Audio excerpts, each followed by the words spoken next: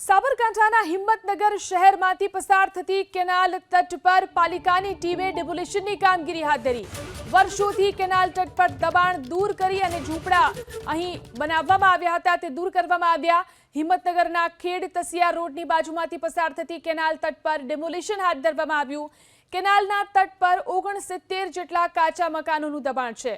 પાલિકા તરફથી કેનાલ તટ પર બીજા તબક્કામાં કેનાલ ફ્રન્ટ વિકસાવવા માટે દબાણ દૂર કરવામાં આવી રહ્યા છે।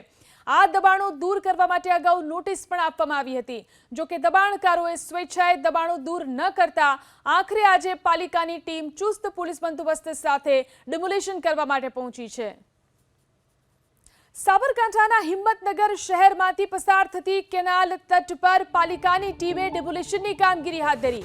વર્ષોથી કેનાલ તટ પર દબાણ દૂર કરી અને ઝૂંપડા અહીં બનાવવામાં આવ્યા હતા તે દૂર કરવામાં આવ્યા।